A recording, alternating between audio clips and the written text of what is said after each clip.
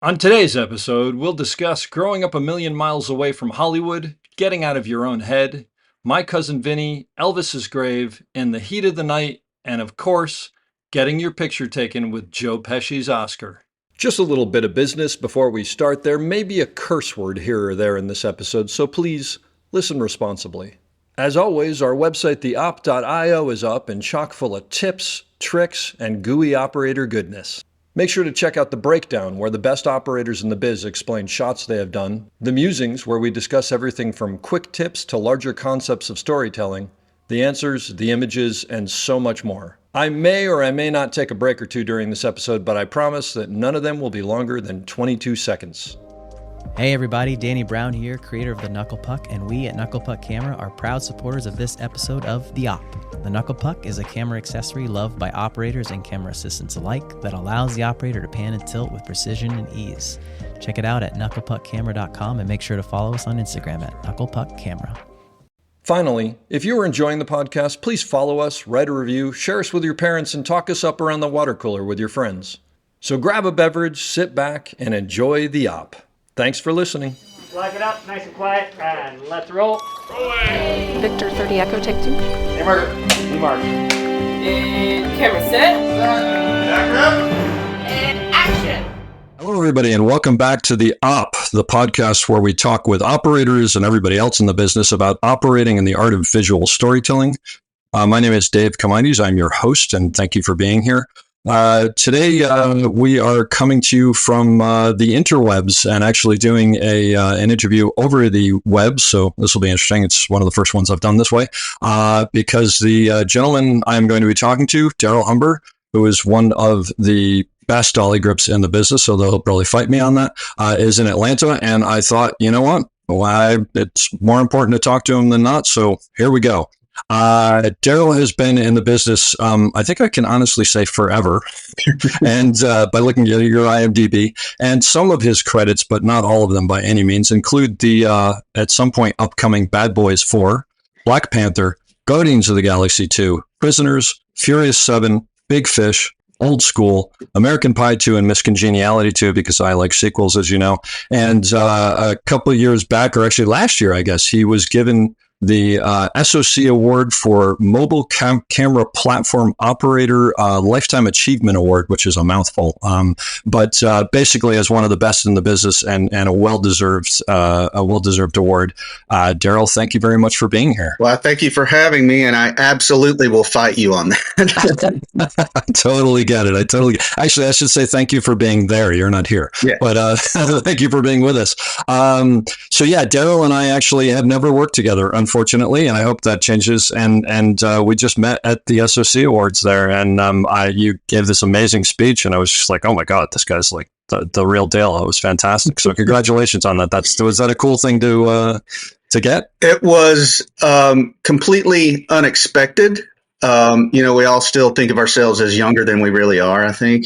Are we? But it was an extremely cool night. I got to meet you. I got to meet several the late great Bill Myron, who I didn't know very long, but was so gracious and so polite. He actually emailed me out of the blue like a week before the awards and said, I just want you to know I'm so happy for you and it's wait to meet you, blah, blah. And I'd literally never spoken to Dale in my life.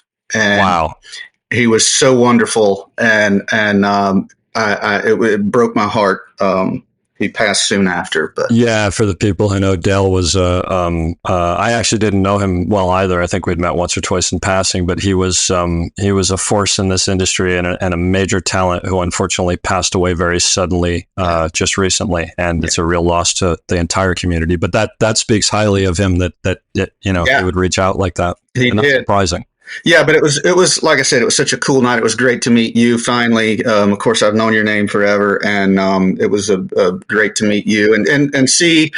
I saw it as an opportunity to see a lot of friends that I don't see very often, Jeff Haley and guys like this. I saw Scott Sakamoto again, who I hadn't seen in a couple years, 3 or 4 years. Well, and for the people who are listening, the SOC, who may not know, is the Society of Camera Operators. And I love the fact that they actually give these awards out. They give awards to camera operators, obviously. But I love the fact that they give these awards out to, folks who push dollies and cranes and whatever, because as far as I'm concerned, you guys are part of the camera team. There's no question about it, which clearly we're going to talk about. Right.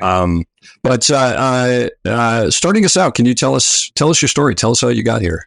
Well, I grew up in a little town called Oak Grove, Alabama, which is basically 30 miles west of Birmingham and about 10 million miles from Hollywood. I remember growing up thinking, and I loved the movie. I love movies and always wanted to do something to get involved with them, starting at the age of probably 9 or 10, 9 or 10, 12. I saw Raiders of the Lost Ark. I remember that, and that really solidified it for me. But even earlier than that, I was fascinated strangely by camera movement. I didn't know how it was achieved. I didn't know who did it. I knew somebody did, and I almost brought this up at the SOC thing, but I didn't want to, it was too long and I didn't want to get into it. It was a little too weird. I remember a movie came out called Someone to Watch Over Me. I think it was directed by Ridley Scott. And I never saw the movie till I was in my 20s, and I don't remember much about it. But I remember in the trailer, there was a shot of the camera gliding over this black and white tiled floor. I still remember that shot, and I remember that shot has stuck with me for 30. I remember seeing it and thinking, wow, that is really cool, the way that it glides over that thing. How do they do that? Somebody does that. And I still remember that shot, almost 40 years later. How old were you at this point? I was probably 8. I don't remember exactly when it came out.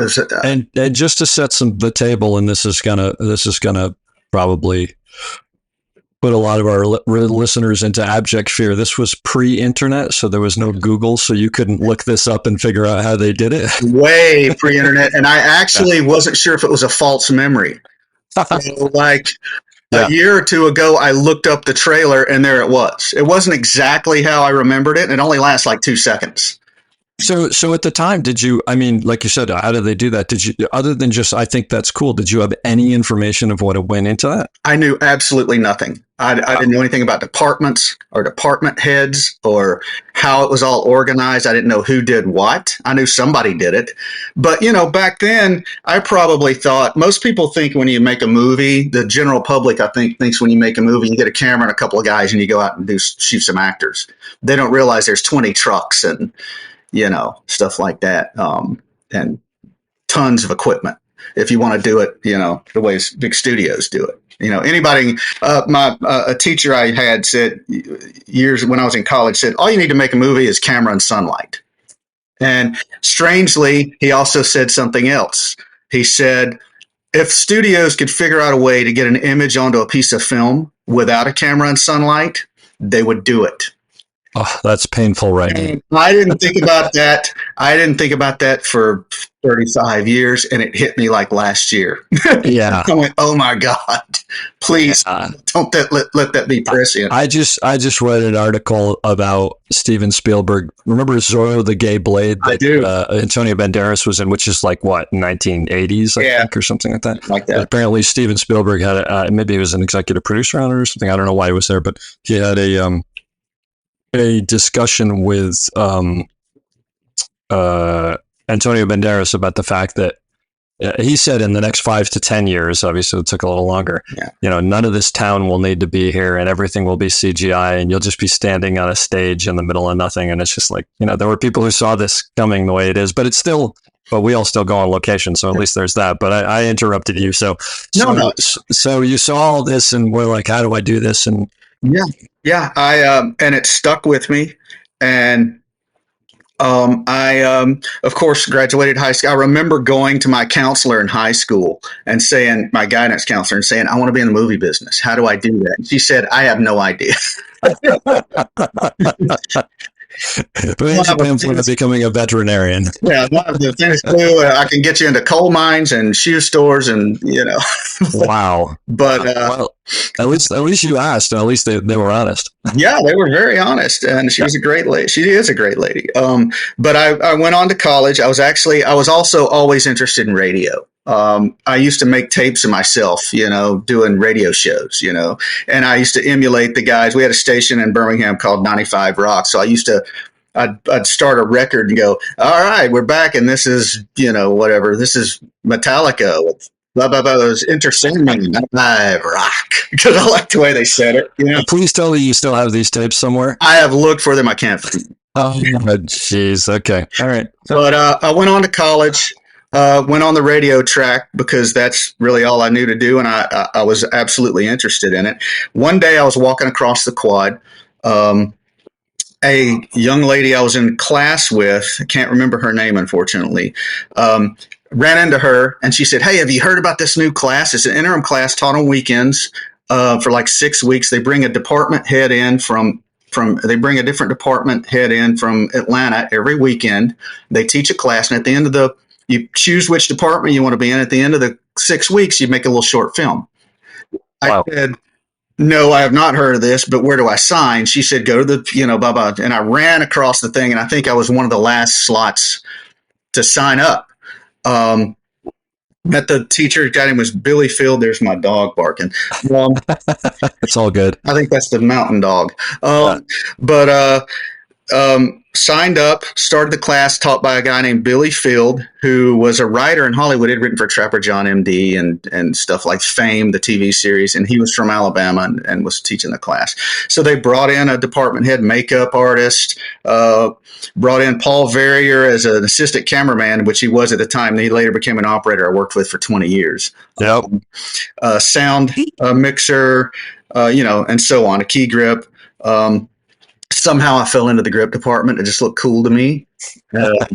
Back, we didn't have a dolly. I think we had a camera and a tripod and seat, but I did C-stands and stuff like that. And at the end of the 6 weeks, I came early. I was the first one there and the last one to leave. I was so excited. I remember one of the key grip, one of the grip guys had a jacket from Friday the 13th, The New Blood. And I thought that was the coolest thing in the world that I got to talk to this guy, and we'd all go out to dinner after class. After the class, they'd all go to dinner. I'd tag along, And I remember when I first started, there was someone, I can't remember who it was, who wore a Mork and Mindy jacket. Yeah. And I literally remember talking to him and at some point brushing up next to it just so I could sort of touch it because it was just so cool. It really was. So yeah, we the next summer, he took a shine to me, and then because he could see I really, really wanted it, I think. And the next summer coming up, he got me a job. There was a really low budget movie shooting in Mobile, Alabama called Soul Taker with Joe Estevez, who was Martin Sheen's brother. And several other, kind of actors who are in a lot of, lower budget movies. You would know their faces, that kind of thing. And worked my tail off. I ran everywhere, of course. Didn't know anything, so all I knew how to do was run. What did you do on it? You were a PA? Or? Grip on it. Yeah. Okay. I remember talking to the second AD and saying, because he called me and I said, "Well, what do I need to bring?" He said, "Oh, the normal grip tools, a crescent wrench and a knife." And I'm going to go, "All right." And so I went out to the hardware store, but went down. I think the budget was $100,000, which at the time today would probably be $1 million, Yeah. But this is like 1988. And I remember I got sent home one day because I'd worked myself to the point of exhaustion. And the key grip said, "Go to your room. I don't want to see you again the rest of the day." Of course, I went to my room, took a 3-hour nap, and came straight back and pissed him off, but I wouldn't leave. So yeah, it was, I learned a little bit, and to me, it was the best thing. I couldn't believe I was on an actual movie set, and it was I would watch the key grip was keying from behind the dolly, a guy named Mike Gulbin. And Fisher 10 square track, the old square track. And I would watch him, and he would teach me about feathering and stuff like that. And so it was really cool. And I got to see that was more just seeing the process and seeing how everything was run and that kind of thing. Came home to Birmingham. I think I had $1,500 in my pocket, and I think I was making. I think we worked 6-day weeks. I think I was making a $300 a week flat, and. Which was like a crazy amount of money back then, right? It was. I remember thinking I could actually make a living at this. What the? And I paid my own hotel. They expected me to pay my own hotel room. Oh, wow. But the thing is, at the end of the show, I think I had run my ass off so hard that they said, you know what, let's pay Darryl's hotel room. So I actually got to go home with that money. I didn't have to do that. That's pretty cool. The first thing that I ever came out to Hollywood, I came out to Hollywood after my sophomore year in college just because I was bored, basically. Yeah. And I lucked onto the visual effects for Tremors movie. Oh, yes. Miniature effects, and I worked with them all summer, and I worked my butt off. And when it was time to go back to school, they didn't want me to go, and I was like, I got to go back to school. And they paid my I remember they paid my my plane ticket home, and as a thank you. And I was just like, that's unbelievable, because it was also like, a plane ticket or like a hotel room for that long was like, how do people afford that? That's a lot of money. Exactly. Plus, in a way, I was from a little town in Alabama. We were vaguely suspicious of Hollywood people anyway. As you should be. As you should be, no matter where you're from. Still am. But I didn't really realize, and it showed me that there are good people. They're just like everybody else. They're nice, and they have families, and they, they love, that kind of thing. Because I never met anybody from Hollywood. So, but yeah, I came back and somehow fell into doing commercials and did another low budget movie called Elvis's Grave. Ah, love it. Yeah. About a serial killer Elvis impersonator. The key grip was Danny Pershing, who is one of the top Dolly grips in the world, and got to be friends with him, and of course met him again years later. But and just kind of moved from there. Moved to Atlanta in 1990. I got an interview on My Cousin Vinnie as a grip. Got the slot. They actually bumped me up to best boy for a week, and I shorted the entire crew like an hour of double time. That didn't go over well. For anybody listening, the best boy is takes care of everything out of the truck and orders stuff, but also does all the time. Yeah. And I'm sure that didn't make you very popular. No, it did not. Clearly not. And that pretty much ended my best boy career. Well, thank you for doing that, because you'd be on the truck and none of us would know you otherwise if you did well at that. So. I wouldn't have lasted very long. So, and just again, for people who are listening who may not know, when you say you were a grip, basically, what are you doing as a grip as opposed to a dolly grip? A grip, in the American system, a grip deals with bounced light, diffused light, and shaping light. And also, which means we use flags, pieces of fabric, and use a stand called a C-stand, which takes years to learn how to operate efficiently. And you run something up, you basically run up a frame with fabric in it to take light off of something that the DP doesn't want light on, like a wall or something that's too hot. Or you put a piece of a diffusion in front of light to soften it, which is kind of the varying grades of opaqueness that I guess that's a word, that the light goes through and softens it up. Or you bounce light off of a white or a colored piece of material to give the light soften it, giving it a certain quality. And we also, you figure if they want a camera rigged in a certain place, the key grip and there's grips, figure out how to put it there, straight off a bridge or off a tree or off a car mounts. That you learn all that stuff as a grip. And so basically that's the grip, and then the electricians set the lights and the grips make it right. That's the old saying. So I was just throwing this out there for anybody who's listening who's not in the business, and I think you'll probably find this funny. The last show I did before the shutdown that we're in right now was Snowfall, and the key grip is a younger guy named Ryan Nelson, who is actually, he's one of the best key grips I've ever worked with. I don't know how he knows what he knows at the age he is, but he's just fantastic. But we're in a very small set, and I'm up against the wall and I'm sitting on the dolly to the point that I'm like leaning back against the wall, and they have to get a C-stand with a flag, on the other side of the dolly, right next to my legs, basically. And I'm thinking, how am I going to sit? And he goes, well, why don't you step out of there? And I was just like, why don't you send me the C-stand and I'll set the flag. Tell me how you want it. And so he kind of looks at me and he goes, hey, give me the C-stand. Come on. So I put it down. And as I'm struggling with it, and granted, in fairness, I didn't have a lot of room, so I'm just going to throw that out there. As I'm struggling with it and putting it down and trying to move things and try to get stuff and not move the set dressing, I slowly realized that every grip in the room is staring straight at me. And a couple of them were actually whispering to each other. And I'm like, oh, geez. So I start to, and I put it down and I finally get it down and I go, give me a couple sandbags. And he's like, why do you need a couple sandbags? I was like, because it's kind of fall over. And my dolly grip, Steve Hubble, goes, well, that's because you put the leg in the wrong place. And I said, look, who's setting the flag? I'm putting it this way. Yeah. It worked, but I did it completely wrong. They gave me a B minus for it. So it's not as easy as it sounds. Yeah. That's awesome. I know Steve. He's awesome. Steve's amazing. Solid. Yeah. So Elvis's grave. What was it called? Elvis's grave. Elvis's grave, which I'm sure everybody has seen, and if you shouldn't, you should go out and check it out for the gripping, if nothing else. Yeah. And so basically, that was your first gig in Atlanta. That was my cousin Vinnie was my first gig in Atlanta. Elvis's grave was in Birmingham. Oh, gotcha. Okay. Yeah. So I was still living at my home with my parents and would go to work every day. We're shooting in an old abandoned grocery store. It was our sound stage. And then so was My Cousin Vinnie the first sort of union show you did? And My Cousin Vinnie was non-union.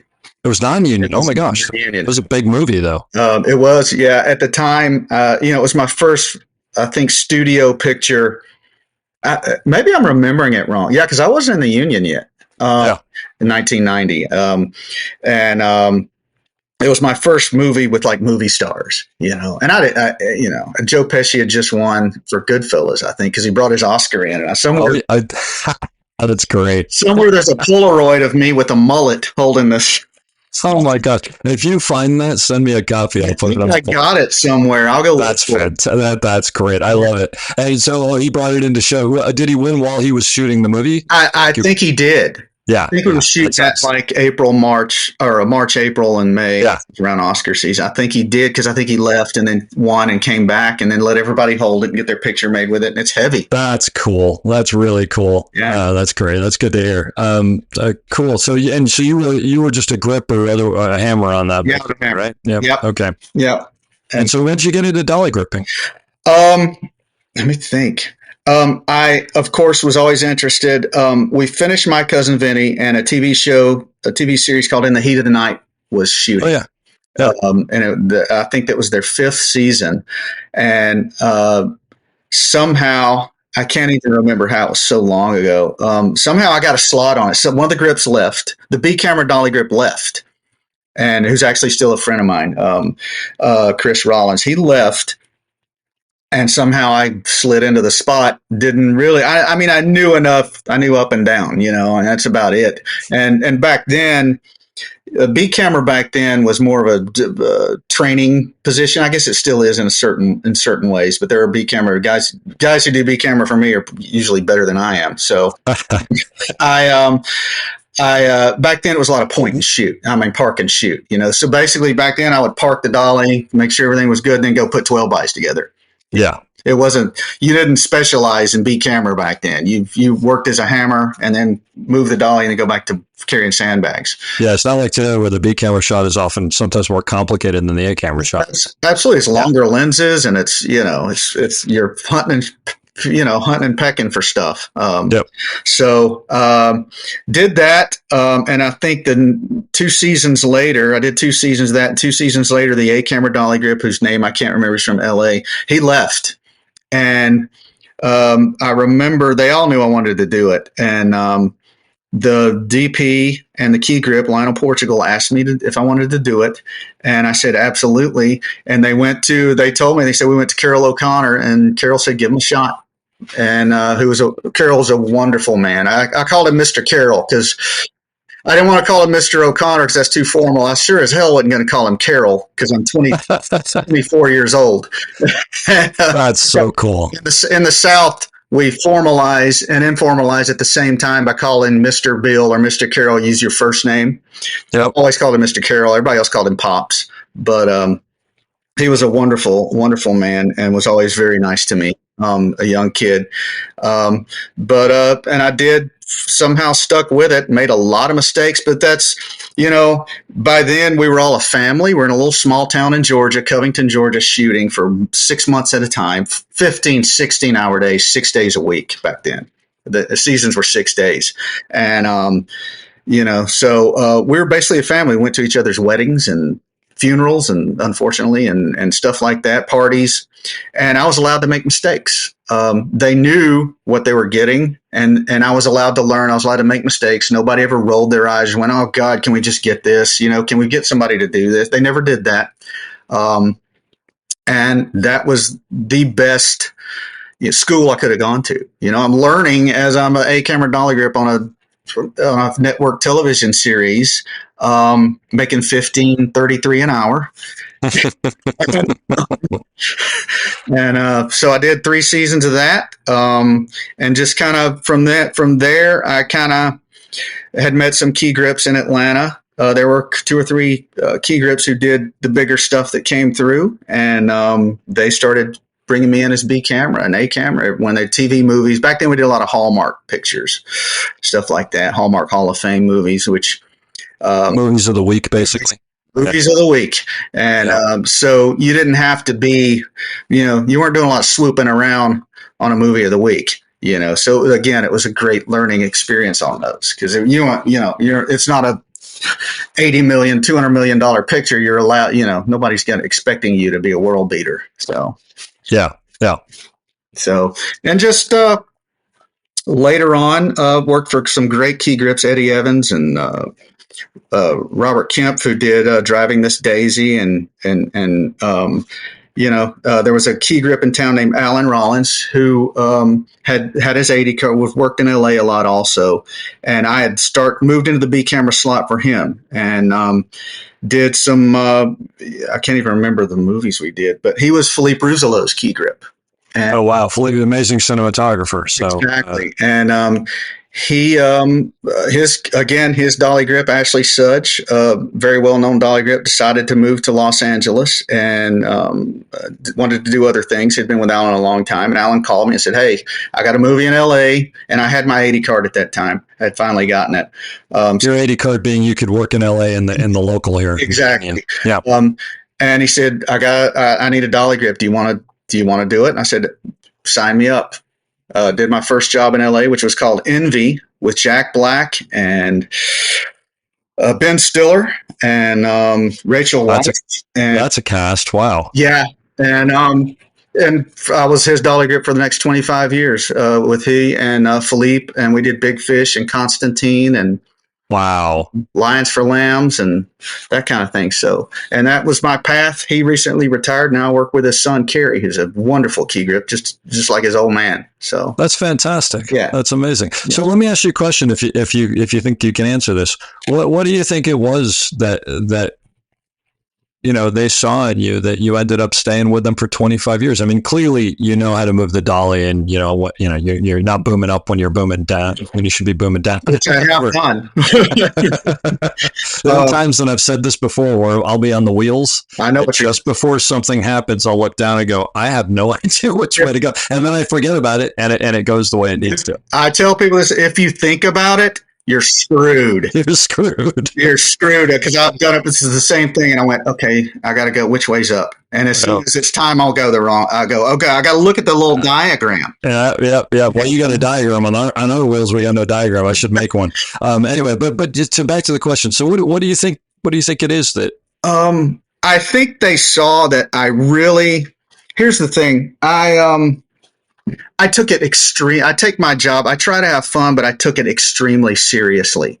I take and maybe too seriously at times, to the detriment of other things like family and stuff. I mean, I really, really wanted it really bad. Wanted to do it and wanted to be good at it. Spent a lot of time. I'd be off to the side practicing stand-ups and sit-downs. I'd get somebody sit in a chair practice it, which is moving up and down. Wow. Okay. The hardest things for dolly grips to get. And camera operators, yeah. Or stand-ups and sit-downs and stuff like that. I was on time. I was on time, and I worked my ass off. I never left. You didn't have to look for me because I wanted to be there. I wanted to be by the camera. And I wanted to be a part of the process. And I think that kind of, I wasn't somebody who just showed up, put an apple box behind the dolly, and sat down, opened a magazine. I wanted to be part of the process. And I think that kind of, they saw that and saw that I was getting a little bit better every show, so. Yeah. Let me ask you a question. Do you remember when the first time you did a serious crane move? I'm not just talking about like, just a boom up in the air, but like, a 5-point crane move. And how do you, I want to ask you some questions about cranes from an operator point of view, but as a dolly grip, you've probably seen it done a bunch of times, but the first time you do something like that, it must be frightening. Yeah. Well, I think actually somehow I got back on somehow my Cousin Vinnie. I wasn't the only guy, but we were on I think we're on a shot maker, which is a self-contained crane back in the day, It's a non-telescoping crane. Exactly. There's a crane mounted on a truck just for that purpose, Yep. For those who don't know, because they're not really around anymore. I remember there was a shot driving down of Ralph Macchio and the other guy driving down in their red convertible. And somehow I got wrangled to be on the front of the arm and do this stuff, So are you the shot maker is driving with them, you were saying? Next to the car. I remember how starting over the hood and coming over and doing whatever. So you're on the shot maker, the back of the shot maker, working the bucket, and you're driving next to this and moving the camera at the end of the arm all around this car. I can't remember how I got into that position or why they trusted me to do it. And I think, of course, my memory's jumbled, but we didn't have remote heads back then. There were 2 guys on the front of the arm, Oh, wow. If I remember, I can't remember, but I remember being on that shop maker and thinking, I can't believe they're trusting me to do this. That's not a good thing. And I don't remember why. Billy Taylor was the dolly grip from New York, and he was a wonderful dolly grip. I think he left the business to become a writer. I don't remember where he was or why they put me on that. But I remember doing that shot. And look, from then on, it was they also gave me a Titan crane shot for some reason, which a Titan, of course, is, huge. And you tie a rope to the front and yank it and get it going and move it down. Yeah. It's another static crane, but how big are those? How long are those? I know the lens height's 27 feet at the top. Okay. So that's a lot of mass to be moving around as well. You don't do a lot of swooping with a Titan crane like you do today. So, with a Titan crane, of course, if you see the Player with Tim Robbins, that shot was with that huge opening shot with a Titan crane, And so that was a lot of this very calculated, very rehearsed move. So that's my first crane shot that I remember. Yeah. Well, now since we're on, and I'm going to segue a little bit from an operator's point of view. So when you're setting when you're working with a telescoping crane shot, director comes in and says to the operator, "I want to start up way high." Guy walks underneath. I want to drop down and be behind him, follow him a little bit, and then as he comes over, I want to, come back to the right and then swoop up and come past this tree at the end or something like that. Just making something up. Yeah. So for a newer operator who doesn't know what they're looking for, what are the things that you would be looking for to help the operator as to where? Because it's all about where you set the base, right? And how do you determine? How does an operator help you determine where best to do that? Well, my thing with technicranes or telescoping cranes, you want to cut out variables, and that's true of every shot. Cut out any variable you don't need. So generally, if there's a straight move at any point in the shot, and you want to. And if it's possible, you line the crane up so that the pickle is the move forward is just pickle, So it's just telescoping straight forward, and there's no panning or anything like that. Possible. It's not always possible, and if you have a very good pickle operator or a a crane with the arc compensation, it doesn't really matter. You can have the base to the side, and if it works better for the shot, you drop down and you can swing, and he'll hold that straight line, and then you can come up and do the rest. And for people who haven't heard before, the pickle is a guy who's on what would you call that? Is it a switch? It's not a switch. It's like I don't know what I don't know what the hell it is. A trigger or something like that. But that telescopes the crane in and out. And then arc compensation would be this new technology where basically the camera points at the exact same place unless the operator tells it to. So even if it's swinging around on an arc, it'll sort of maintain that position. Exactly. I always sort of look at it though as I never like to count on that stuff, because the time that it'll be the worst place you put the crane is when it doesn't work. So basically you start off by going, is there a straight move that we can help with this? And then how bad will that make other parts of the shot? First of all, I look, is it better? Can I still reach my end point if I use the pickle for the straight point? If I can't, if the crane's not long enough, if basically you can extend the length of your crane by putting the base to the side and using a swing instead of a pickle. A pickle, you got, on a 50-foot crane, you got, 30, 40 feet of movement. Because the short end of the crane is still like 10, 12 feet long. So if you need a longer crane, if you need I don't know how to extend the crane move pickle, you put the base to the side and use it as a swing. He uses the arc compensation, or he holds the line on the trigger, and then you still have swing left to get up and go where you need to go. That kind of thing. So and as far as where the base goes, I always consult. Of course, the operator and I will talk about it. I always consult my pickle operator, because he's or she is someone who does it every day.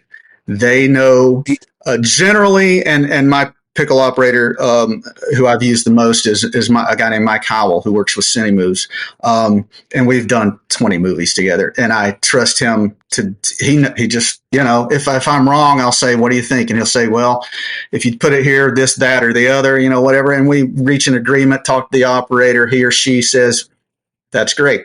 Or if they think, well, that's going to give me a weird back pan or a weird something here, then we'll say, okay, well, what if we we'll figure it out that way. But we all consult each other. I'm not one of these guys that says, no, put the base here. I don't do that because, I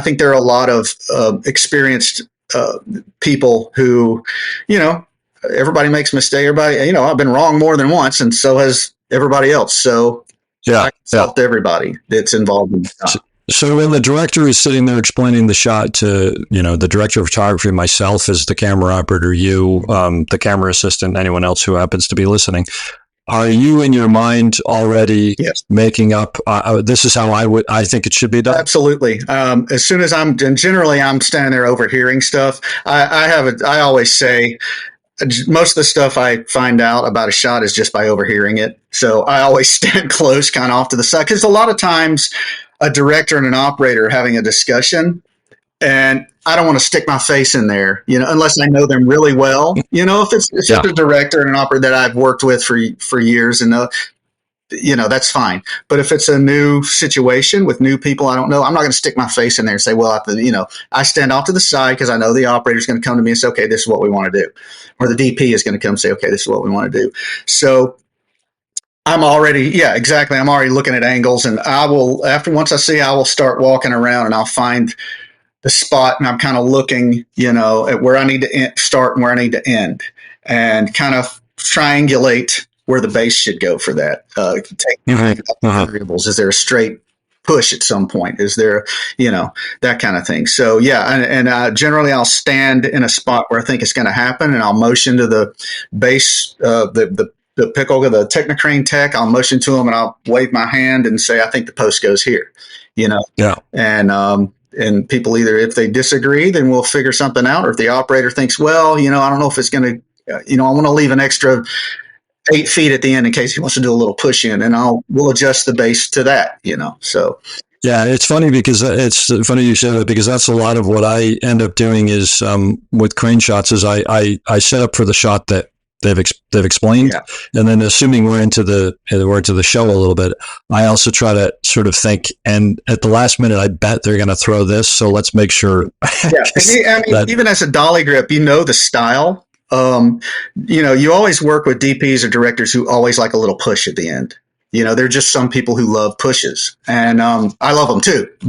And also, anytime I set a shot up with a piece of equipment, I always want to leave as many options available as I can. Does he want to do a little push? Does he want to do a little rise? Does he want to do does the bass have to be a certain way in case he wants to drop to the ground? Because in some places, in some bases, some Technocrane bases, you can't drop to the ground if it's in a certain orientation. The cockpit, the steering part's in the way, steering column, whatever. Yep. So I try to leave as many options open as I can, and also in case this doesn't work, what's plan B? Can I move it to here and still make it work? So I've always got a backup plan. I try to always have a backup plan in my head that I can implement quickly. And I'll even go to the Technocrane operator and say, look, if this doesn't work, let's not drop the anchors yet. Let's be ready to adjust it to this point. Because I know, if this doesn't work, this might, Yeah. Yeah, no, that's great. So let me pivot and ask you a similar question, but a little different. A big part of this podcast is, and I may not have said this earlier. This is kind of, I wish that this existed when I started, and I didn't have to learn everything by screwing up, right, and hear from people. So I come in on a show. I've just moved up to A camera. I've been B camera forever. I'm a new A camera operator, and I'm working with Darryl Humber, who's been around forever. And someone comes up and says, "Here's this crazy Technocrane shot.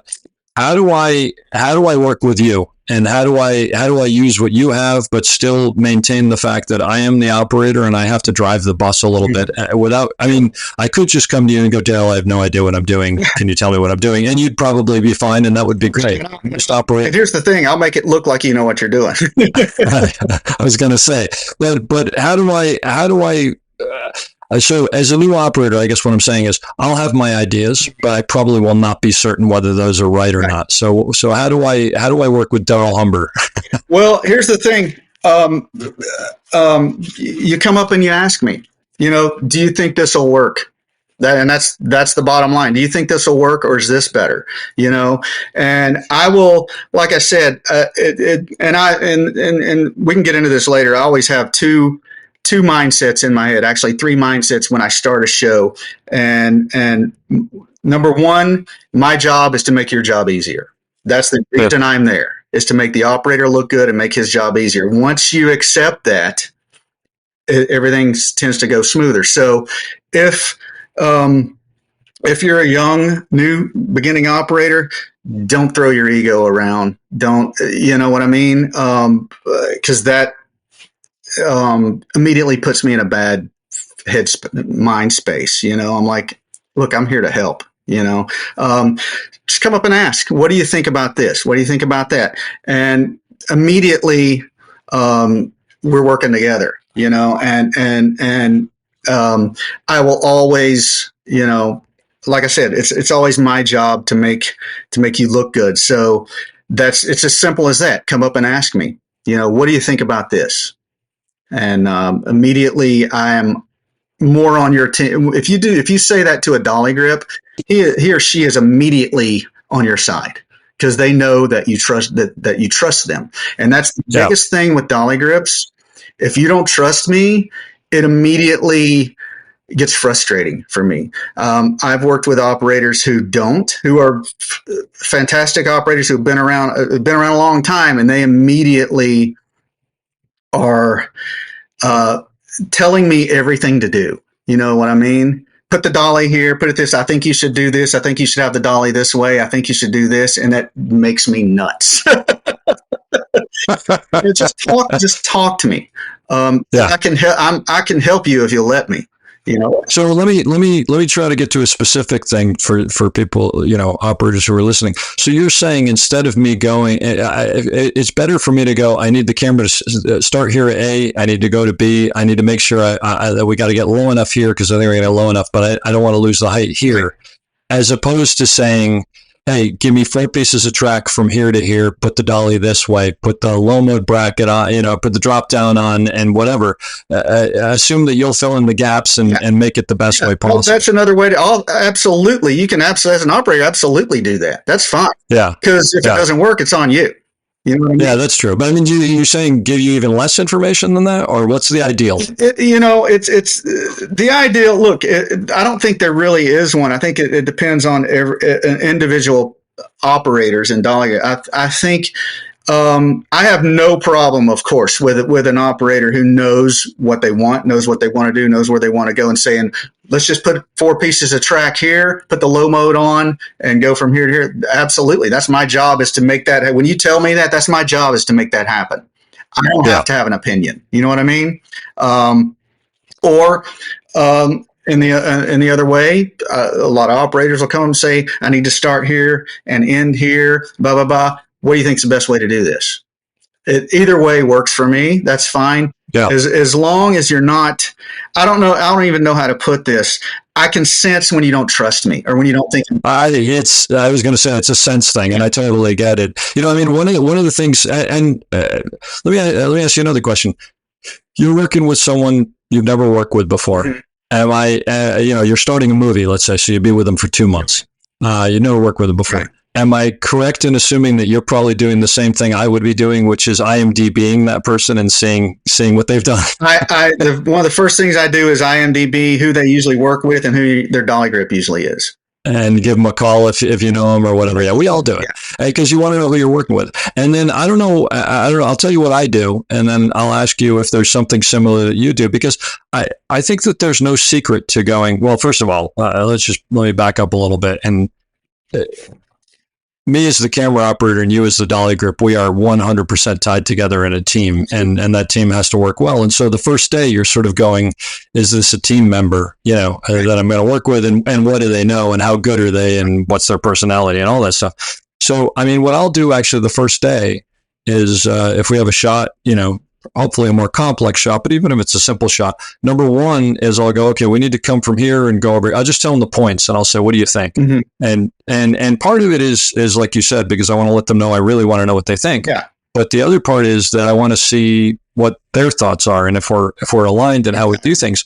And also there's a little part of me that always goes, if it's a crane shot specifically, I like to think that I know what I'm doing, mm-hmm. but and like, for instance, when it comes to Steadicam, mm-hmm. I could tell you all day long, I know what I'm doing better than you do because you don't do it. But you fly a crane all around all the time. So you probably know what that thing does better. You do know what that thing does better than I. So I'm sort of going, in my mind, I think this, but I'm going to ask you to see if you have a different idea, do you know?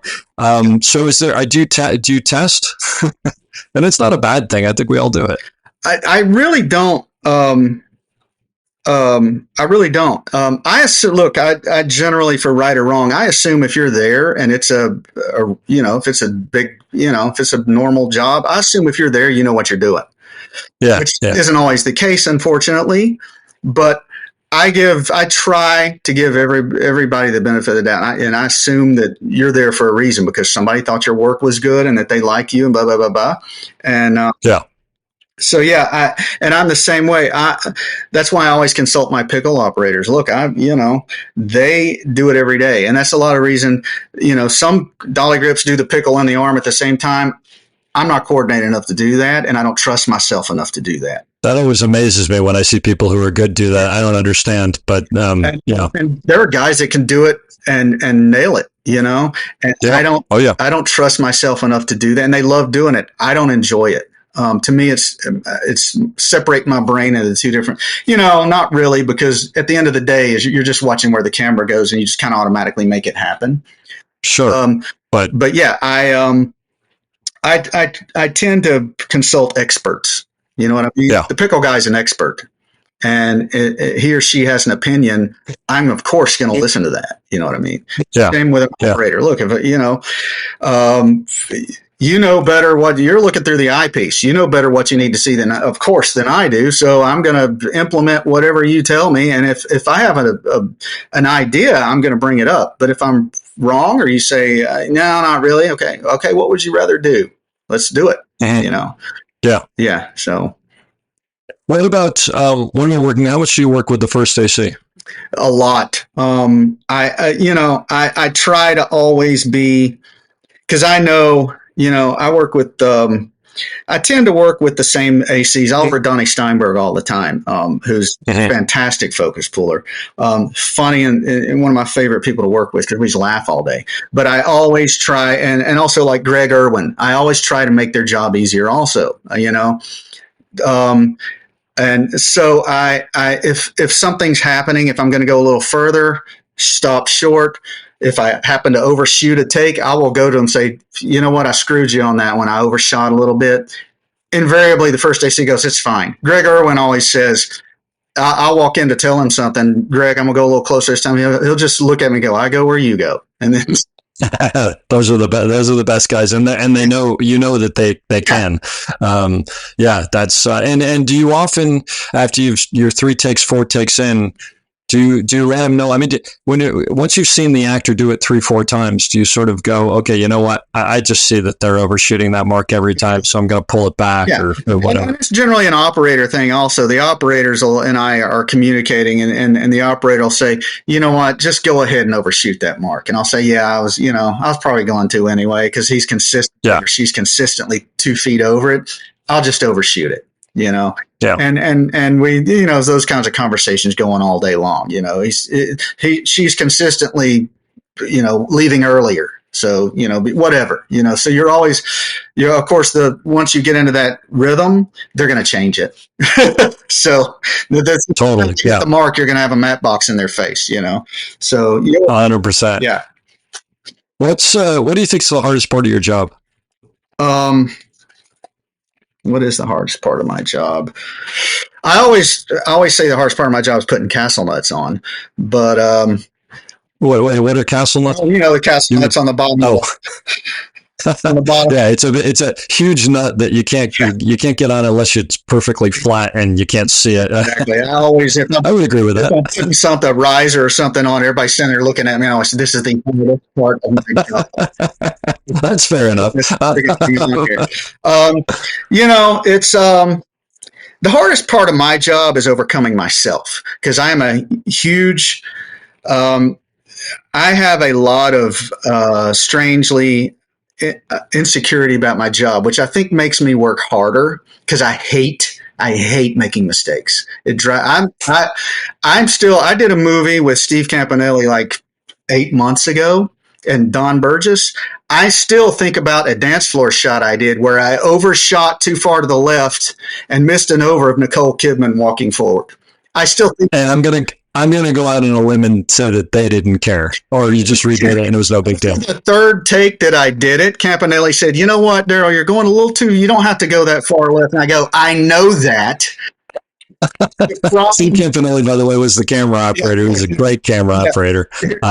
Here's what happened is we did a wider take of it where I had to go, further left to balance the frame out, make it work. And then we did a tighter shot of it where I didn't have to go as far left to still hold a piece of the shoulder. And I had that previous take in my head and I kept doing it. And I still think about that shot. And it was. What do you think? What do you think causes that? Because clearly you can have marks on the floor and this and that and the other. Is it just that your mind is in? Do you just get into sort of auto? Exactly. Whatever? It's muscle memory, and we had done it, and we only did like 3 takes and it worked fine. Part of that also is I've got Don Burgess back here. And I've got Steve, the cinematographer. And and I've got Steve Campanelli up there. They don't suffer fools.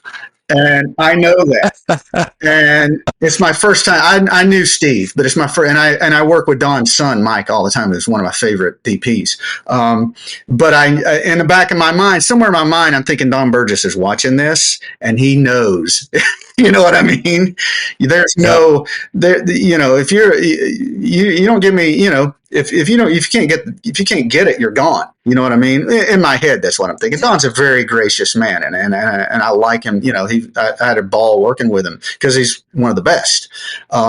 But in my head, I'm thinking it's Don Burgess, and I've got to get this, which unfortunately takes away from your focus. So I'm not focused on the shot. I'm focused on what everybody's thinking about the shot, which is wrong, completely wrong. So I gotta, I'm trying to put that out of my head, and I'm muscle memory, and it just things combined, or I just did it 3 times in a row and I did it wrong. And Don never said a word. Steve's like, Darryl, you don't have to do that. You keep going too far left. And I went, I know that. I don't know why I keep doing it. So the next take, I just stayed there and it worked. Yeah. Yeah. I've done on Steadicam, there's stuff where as I'm landing a move and I'm going too far, and I don't even know why I'm going too far in my mind. I mean, and I'm in control of everything. So there's no one else to talk to about it. In my mind, in slow motion, it's sort of going, why are you going there? and it's happening, but I know exactly what you mean. So how long have you been a dolly grip? How many years?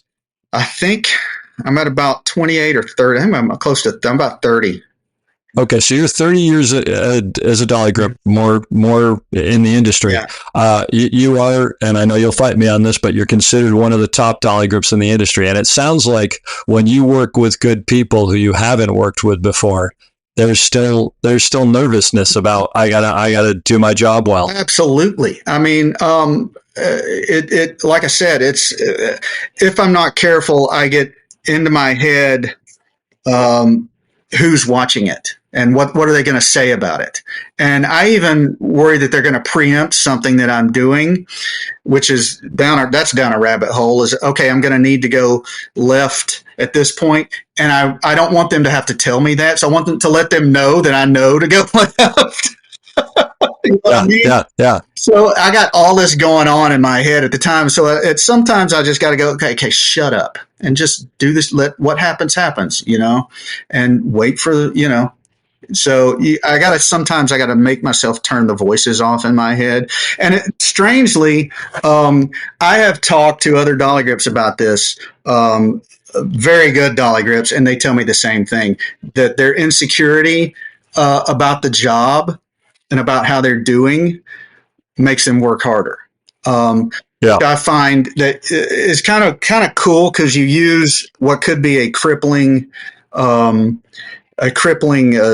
force. You use it in your favor, which I wasn't even conscious I was doing, but other dolly grips have told me they do the same thing. I hate letting people down, and I hate making mistakes. I hate blowing takes, knowing that it's on me. So that makes me really try to ultra focus on things, and and push through and try to get it done. That's great to hear, actually. And I mean, look, I'm the exact same way. There are times when I'm in the middle of a shot and I'll do something that I hate, and all I can think of is, oh my God, everybody back at the monitor just went, what is Dave's problem? What? And they probably didn't even, notice it. But I think it's great because younger operators, one of the problems that I find when I talk to younger operators is because they aren't secure yet, and it's such a tough job on top of it and everything. They look at people who have been in the industry forever, and they look at the finished product and they're like, oh, well, it's easy for them and everything's perfect and they never have any questions and they never have any problems. And the reality is we have all the same stuff that they do. It's just we have the years of experience behind us to go, this isn't going to end my career and whatever. But yeah, it's good to hear that. I mean, and it's an interesting take on it. I appreciate you sharing that. Now, you don't have to answer this, but you ever been fired off a show? Not as a dolly grip. I have been fired. I got fired off a show in probably 1992 when I was a hammer, and I didn't deserve it because I wasn't very good.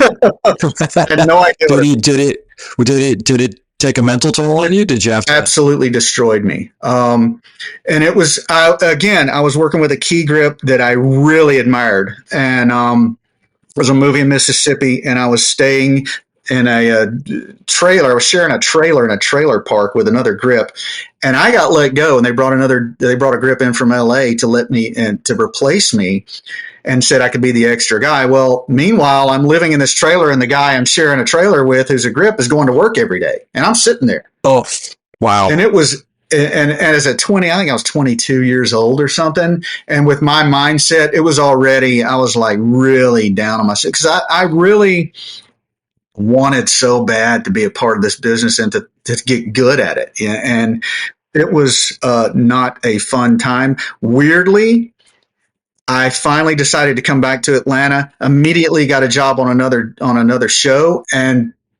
everything was fine, and they loved me. And it's a strange thing dealing with that.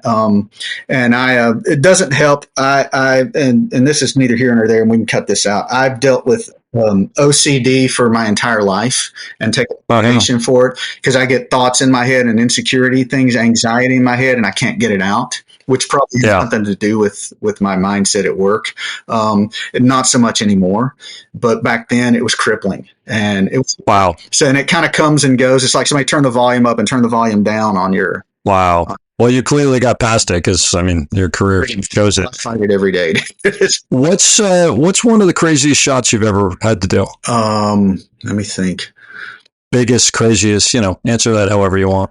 Hardest. Well, I one immediately comes to mind. There's a shot. I did a streaming Marvel show called Ms. Marvel with Dave Thomas was the operator.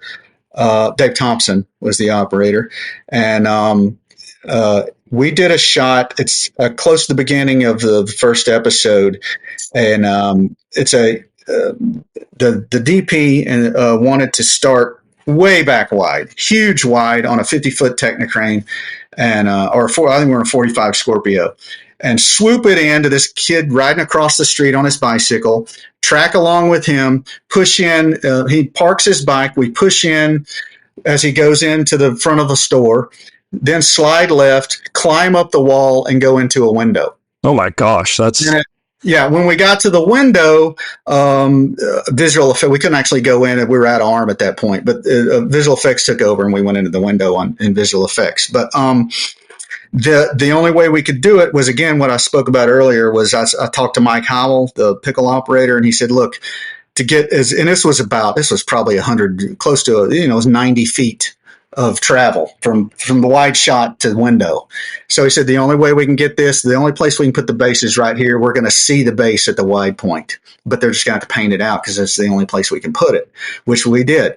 And so we did it and started swooping around. I think we did like 6 takes of it, and I had to adjust some of it a little bit. It's at the point where he parks his bike. I remember the DP saying, "Go a little further left because we want to see the neon in the window." And those are things that you deal with. I don't generally use monitors unless I have to on a crane or lasers. I just go by line of sight on the head. So it was a little tough because it was so far away. At that point, but did the shot. I think we did 5 or 6 takes, just timing things weren't working out with the bicycle and this and that and whatnot. But climbed up the wall, and about a year later, after the show came out, I remember I was on Facebook I can't remember what page it was, but somebody came on Facebook and said, I just saw a shot that I can't figure out how they did. I think it turned into a Steadicam step off at some point, this and that. And then and I thought it was Steadicam until they climbed the wall and went in the window. And I answered, I said, Mike Howell and I did that shot. It's completely all Technocrane. It's just a matter of putting the base in the right place and swinging it. And so that was really kind of gratifying that it was a really, it wasn't a technically hard shot. It was more figuring out how to do it than, which is the case a lot of times, just figuring out how to do it. The setup is generally, at this point, one of the hardest things to deal with. So that was really gratifying. They thought it was a Steadicam step off and this and that, and we surprised them by climbing the wall and going in the window. So that's one of the really most technically challenging shots. That's very cool. That's very cool. What do you do? What do you do when you're working with difficult personalities on the set? Be it the operator, the first assistant, AD, anyone that you have to work in conjunction with. Not that that's ever actually happened. No, never. It has happened very few times. I have rarely had crossed words with anyone, operator, AD, everybody. Look, you're together with these people for hours and hours, for months on end. Sooner or later, somebody's going to snap. It's a lot of pressure. You're going to have words sooner or later with somebody, which of course everybody does sooner or later. Generally, I try to bite my lip, bite my lip and say, okay. Now sometimes they'll sometimes they push you to a point where you kind of bark at them and say, you know what, just back off and let me do this, whatever. It happens very rarely. I tend to have a temper that's it takes a long time for me to really get to a point. And when it goes like it lasts like 5 seconds and I feel really bad about it. And I've had to apologize more than once and go, look, I apologize. I shouldn't have talked to you that way. It's been a long day and we're all tired and I'm sorry. I've had to do that more than once. And if I blow up at somebody, I always do that. But, cause there's really no excuse, we're all doing our best, but difficult people. I really haven't, there's been one or two, camera operators who, like I said before, don't trust me and think they have to tell me everything to do and have to explain the shot down to the most minutia of, okay, when if the foreground actor blocks the back, you got to move over and open them up, and I just look at them. Okay. And that is the hardest thing for me to deal with is somebody who thinks I don't know what I'm doing.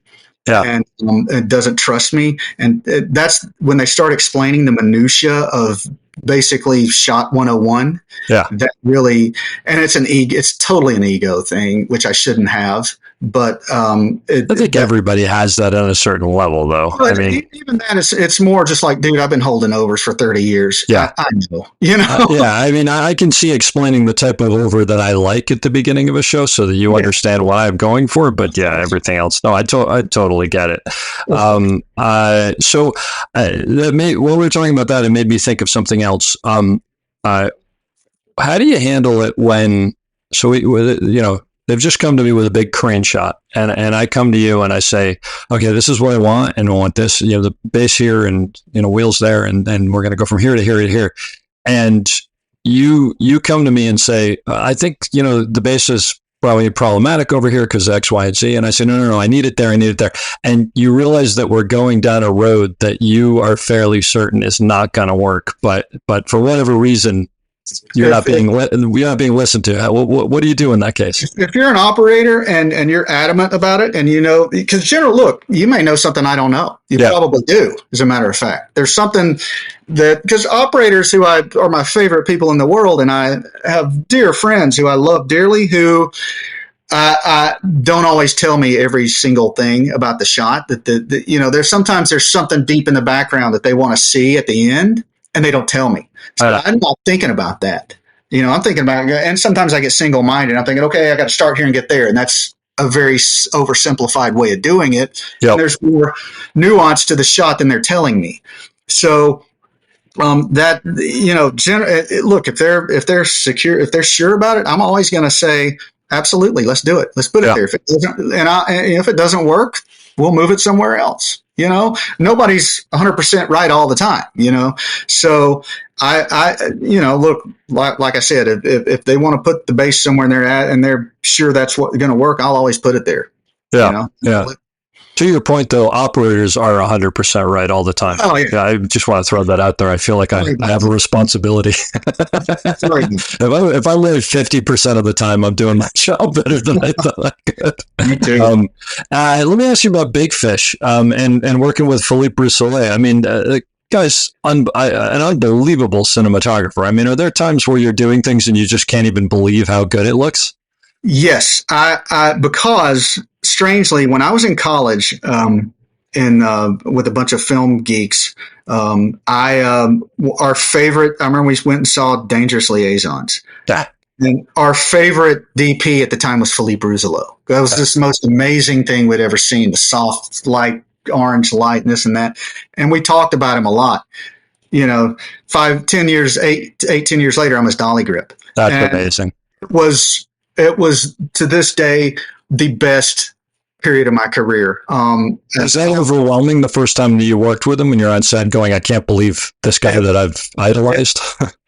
It was. And Philippe is such a sweet man and it's so fun to work with, and you just laugh and he's but he knows what he's doing, and he, of course. And but yeah, it was a little. I remember day one of Big Fish was a shot of the giant coming out of the cave. Yes.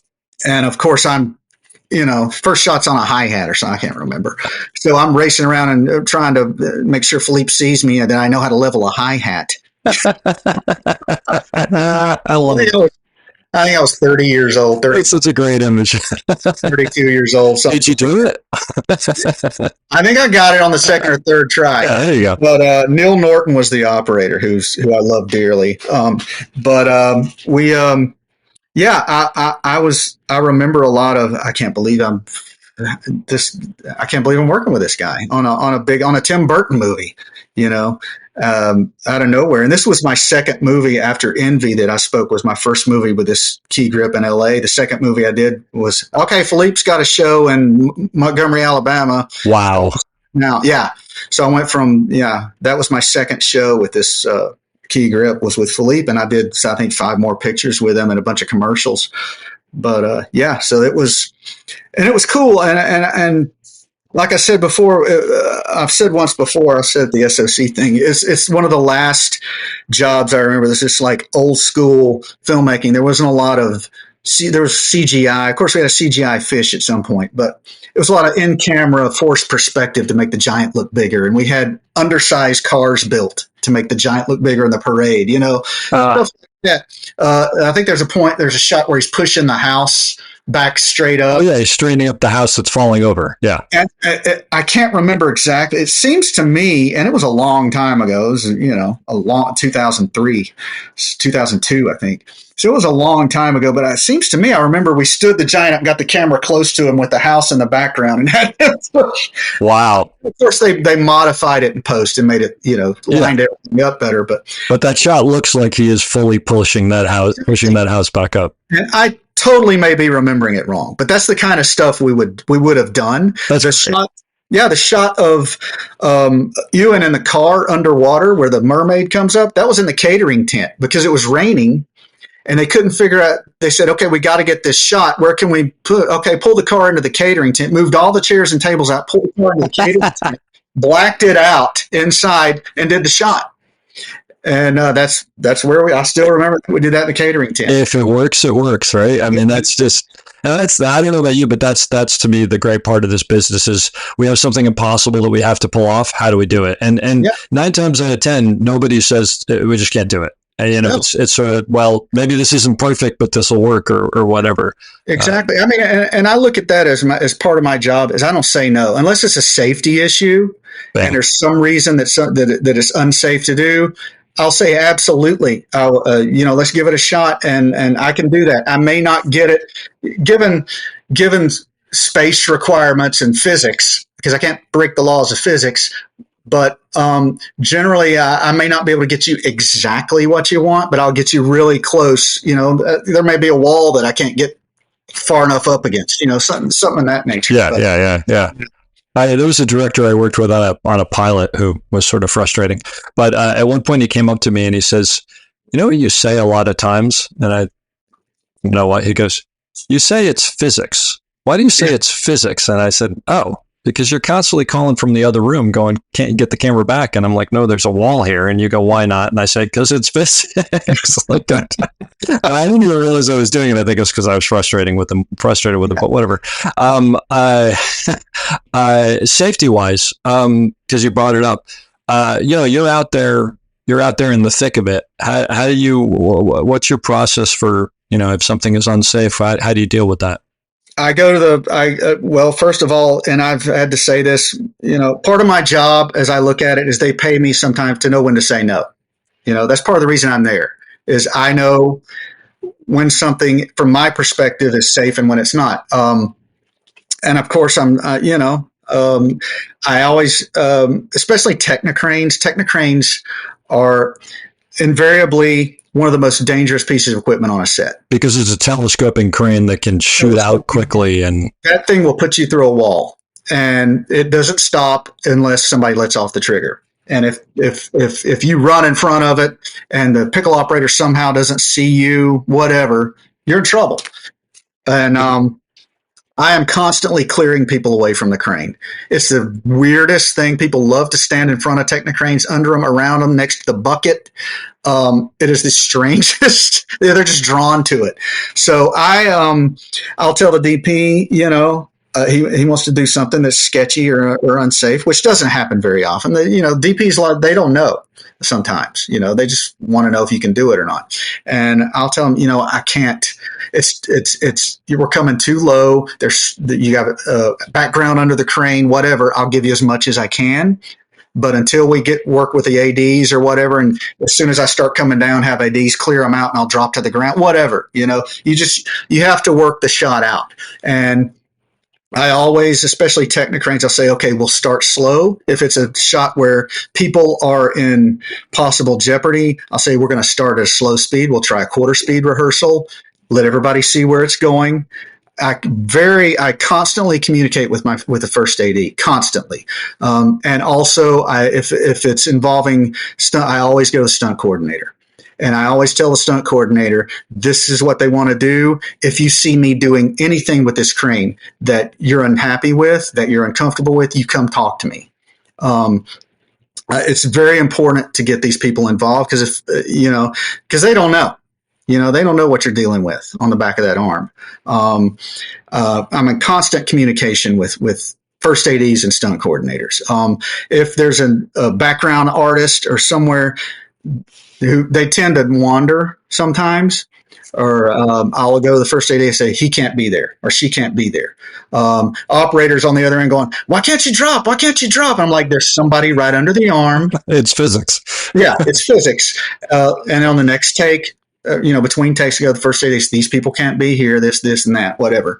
So yeah, I am constantly, and strangely, the older I get, when I was younger, I would swoop a crane arm around and miss things by 3 inches. The older I get, the bigger the margin gets, I love, we used to call it scraping the paint. I'd scrape the paint with a remote hit on a car and barely miss it, and loved it. And now, the older I get, the bigger that space gets between the. I know. I look back on some of the things I did on West Wing, where we would go when we did West Wing. They had done the pilot, and I came in on the show. And one of the things I did was I asked the production designer I measured the camera that would be on the Steadicam. And I gave it 2 inches on either side. I don't know why I only gave it 2 inches on either side. And I said, make sure all of the doorways in these specific areas are going to be this big so that we can go sideways. And I would run sideways through these things. I never hit it once. I think I'd walk through it now and I'd slam into it. I have no idea. It's almost a badge of honor because people see, wow, and unfortunately, and again, it's an ego thing. When you're young, I don't do it anymore. But when I was in my 30s, they're like, people are going, wow, and they'd come up to me and say, that was amazing. You got so close to that thing. And now I'm like, can I get a little bit further away? Well, what I think it is. It's like when you're a kid, you'll ride your bike off a jump and not think about it because you've never broken your leg. But then you break your leg and you're like, I can't do that anymore. Well, yeah, you think you're invincible, and of course now I don't see as well. I got to wear glasses. I don't trust myself. I had laser sharp vision when I was in my 30s, and I could see, from 50 feet away. I could see the gap, and now I can't see it as well anymore. Which, if you're listening to this, and don't be afraid, I can still do the job. Darryl can still see. I just he needs another rehearsal first, but that's about it. What about how involved do you work with the actors much at all? Are you involved with the actors at all? Because you're 6 feet away, sometimes. Yeah, I generally do, mainly in terms of safety. Things like if I'm chasing them down a hallway, I will either tell them myself, or if I don't know them well, I'll go to the first AD and say, it's imperative that the actor knows not to stop on a dime. I am racing right behind them. If they bust a take, if they decide they want to start over, go to the side. Don't just stop. You give them an exit. Yeah, a safety exit. Things like that. I will go to an actor and say, this, I just want you to know what we're doing. We're starting here on the Technocrane. We're pushing in. It's going to go right past you. And I did this on Bad Boys. We had several shots pushing past Martin Lawrence. And I would tell Martin and also the first AD, I am watching you like a hawk. I can see you. I will not hit you, I promise. And if anything goes wrong, we will stop this arm before, you're in any kind of danger.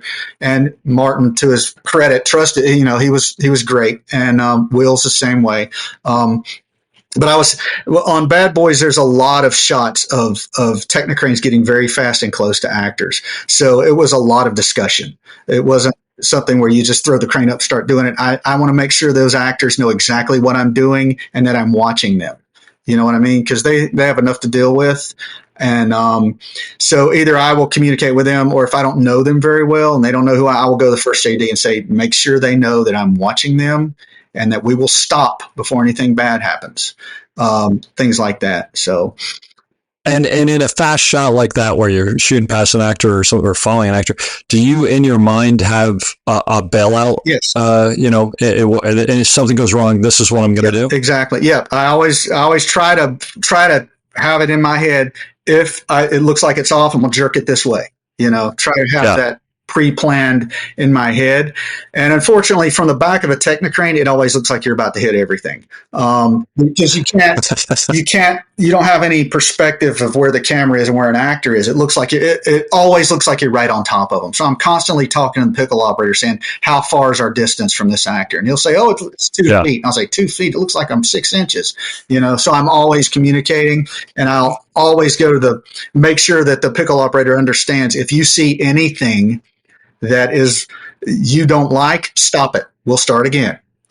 Blow the shot. Exactly. Yep. That's amazing. Yeah. It's interesting that you say that, because I never thought about, I've never been in your position on the back of the bucket looking down that straight arm. And I didn't think about the fact that you would have absolutely really no concept, especially when it gets when it's close, maybe, but when it gets that far away from me. And one of the things that it brings up as an operator is, and I don't understand this, I show up on shows and the crane's going to be, a base of the crane's going to be over there. Let's put the wheels over here. And then the second that they put the wheels in there, the grips come and start building me in with solids. So I'm completely, and I go, I get them all at it, but you're not going to be able to see the monitor. I'll figure out how to see the monitor, but I got to be able to see the crane, because I want to be able to see how close we are and not only obviously safety, but also what the opportunities are that I may be missing. But, and I've said to people before, like, do most operators like this? And they're like, yeah, most operators want it totally dark. I just don't, I don't understand it. Every operator I work with wants to see the head. Yeah, I get it. Well, I don't know. Maybe I'm the stuff I'm working on. I don't know, but it's weird because I was always like, maybe I'm the only one who wants this. So that's good to know. And it's happened to all of them. Can you move this flag? So I have to be able to see what the crane's doing, Yeah. And so immediately the grips know, like by the second shot that we're doing, it's just like, no, just put one behind me so it gets rid of reflection. I'll fix it. What happens to everybody. You're not alone. Yeah. There you go. Well, that's good to know. What's what would you say was one of your favorite movies to work on, or TV show? Constantine, because every day was a blast. Francis Lawrence, the director, would purposefully come up with difficult shots for us to do, and he would come in the morning and say, "Okay, I got you." And the key grip and I would say, okay, let's figure this out. And he never got us. He came close. But and it was just a cool, I think it holds up. Philippe shot that, and I think it holds up well. I don't think I've seen that. I'm going to have to watch that now, actually. Yeah, Keanu Reeves movie. I don't think I think it holds up. There's been talk of a sequel for years and years. But I think it holds up well. And I think it was some of the most challenging. I like to be challenged, which is one reason I didn't, I don't like just doing, you park it and you do a push in, you do some movies and that's all it is, which goes with, if the story calls for that, whatever. But I like being challenged, and that was a challenging movie. And I think we were doing cool stuff, and Keanu's great. And what you were saying about dealing with actors, I would, if there were a lot of times where they would ask for a quicker push in or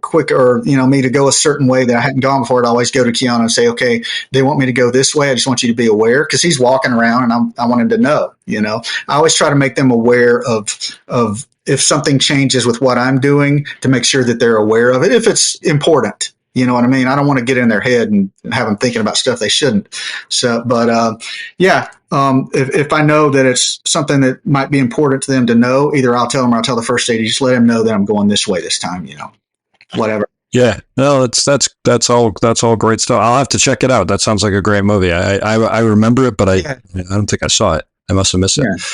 Have you had a situation where you've worked with an operator who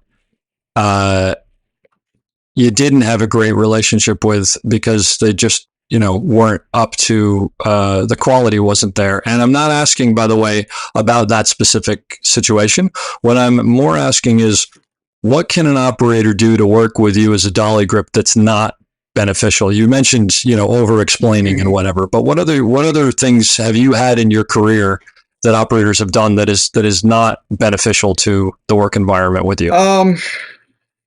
No, that's a tough one, because I've honestly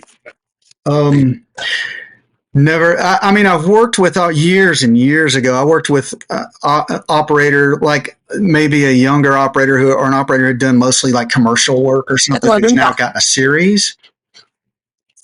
Who I would set I would set the dolly up a certain way for what would I consider a normal shot.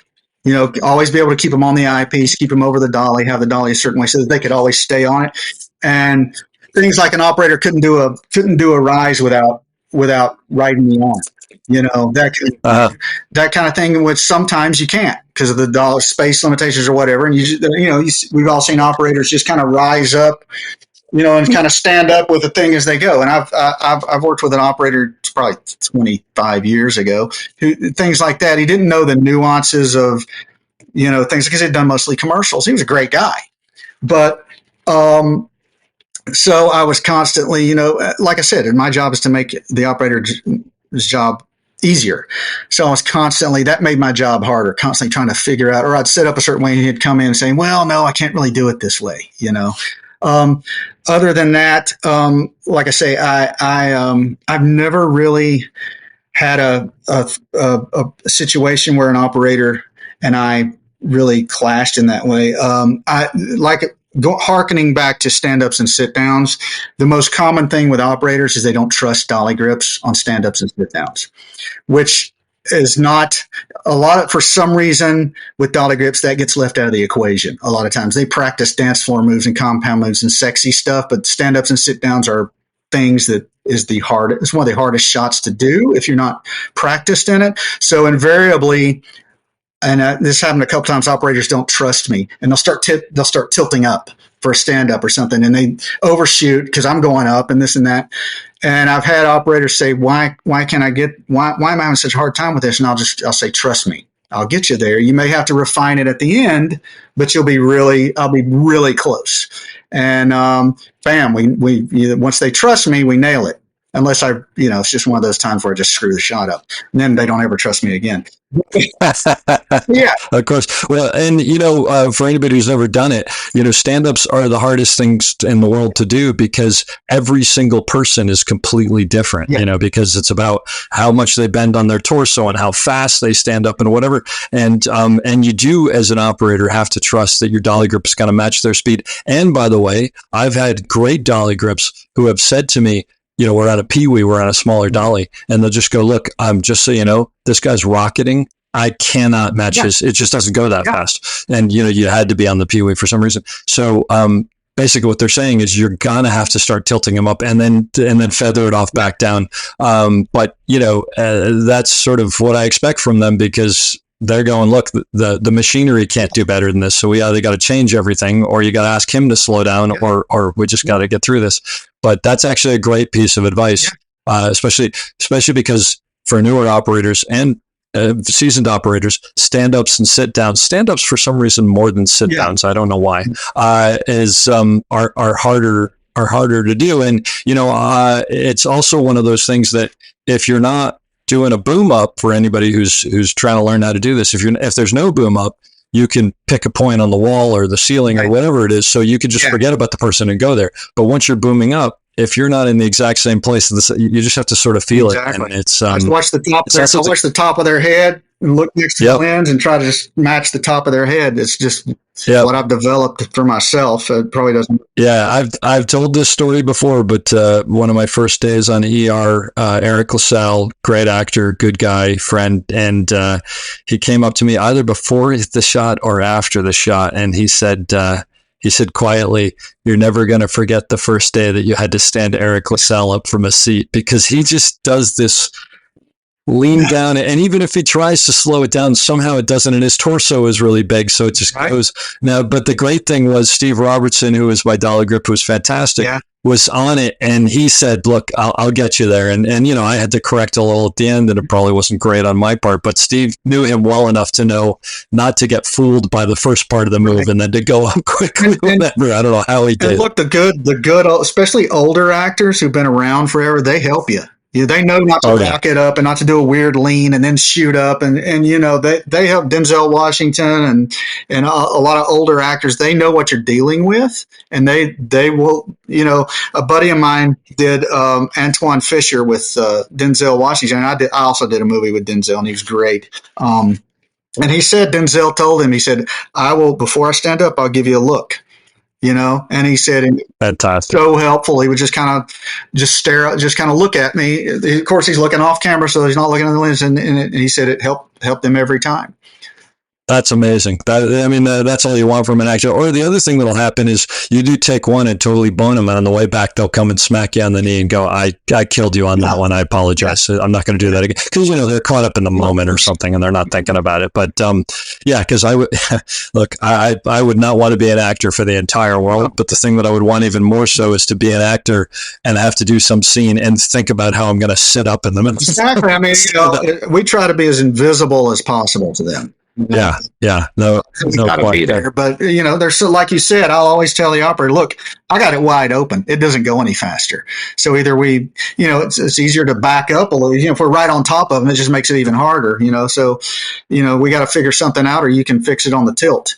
But well, like you said, and that's what I would expect from a good dolly grip is to go, look, this is what I can't do, but here's 4 ways I can do it. Which one works for you, or what do we got to do? We got to fix it somehow.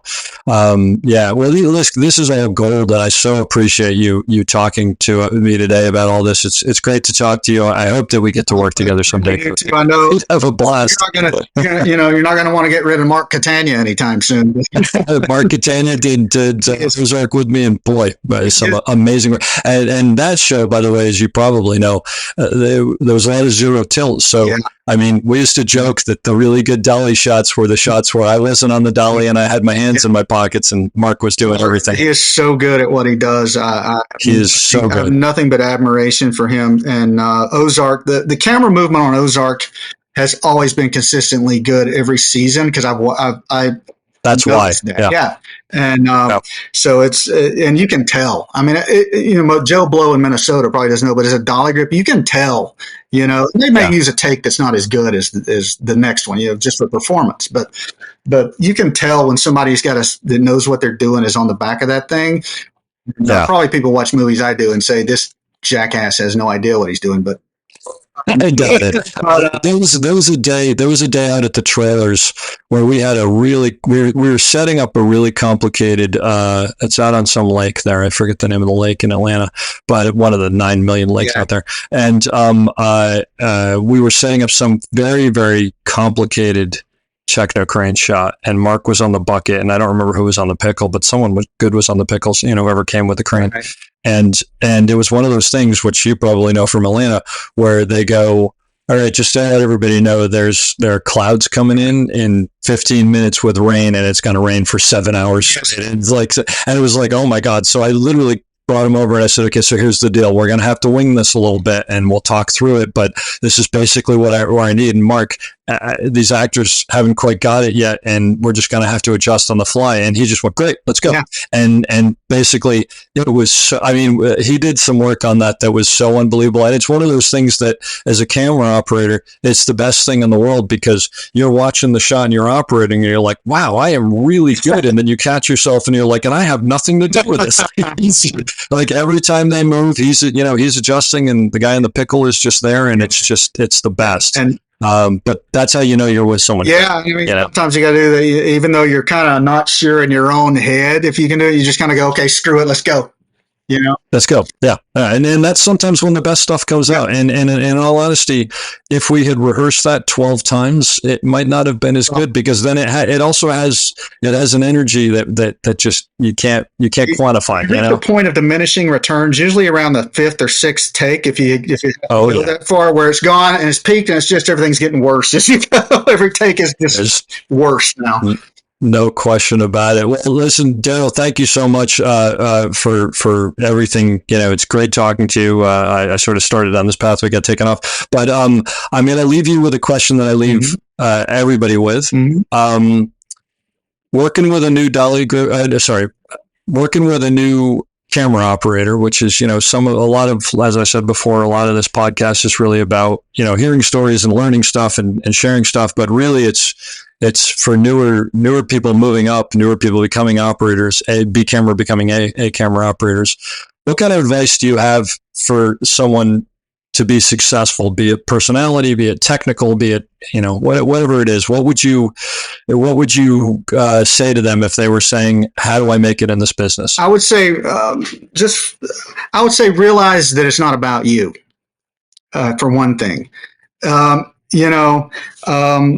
It's not about looking good in front of everybody else, and it's not about being the star and drawing attention to yourself.